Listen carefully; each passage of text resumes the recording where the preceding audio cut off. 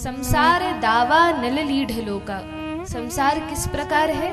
तो कहा जंगल के समान है, और ऐसा जंगल है जहां पर मानो आग लग गई है। अब यदि किसी वन में आग लग जाए, भीषण अग्नि सर्वत्र फैल जाए, तो क्या उस वन में कोई जीवित रह सकता है? कोई नहीं रह सकता। उस वन में जो सर्प इत्यादि हैं, या जो कीट पतंगे हैं, या जो पेड़ पौधे हैं, वृक्ष हैं, क्या वे सही सलामत रह सकते हैं? वे भी नहीं रह सकते। क्या होगा उन सभी का? क्या होगा उन सभी का? जलकर भस्म हो जाएंगे, उनका अस्तित्व नहीं रहेगा।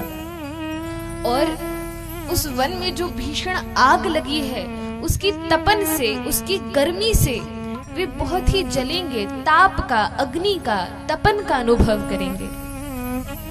तो कहा है कि ये संसार उसी वन के समान है जिसमें भीषण अग्नि लगी हुई है।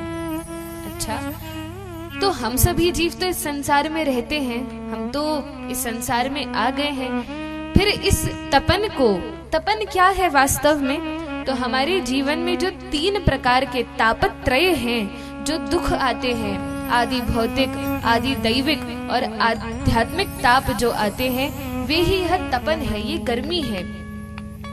दुख रूपी अग्नि लगी हुई है। अब कैसे इस अग्नि को शांत किया जाए? तो कहा कि इस अग्नि को शांत करने का एक ही माध्यम है। क्या माध्यम है?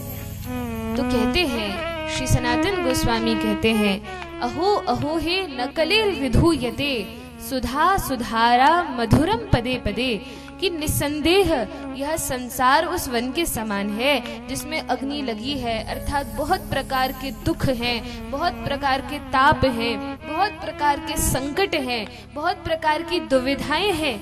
लेकिन भगवान की ये जो कथा है, ये कैसी है? तो कहा ये कथा उस वर्षा के समान है, जो जैसे ही वर्षा होती है तो जंगल में लगी हुई आग भी बुझ जाती है। क्या और कोई माध्यम है जंगल की आग को बुझाने का? क्या रेत डालने से, मिट्टी डालने से, घर का पानी बाल्टी डालने से जंगल की आग बुझ सकती है? नहीं बुझ सकती। केवल वर्षा ही एक माध्यम है जिसके माध्यम से जंगल में लगी हुई आग भी बुझ जाती है।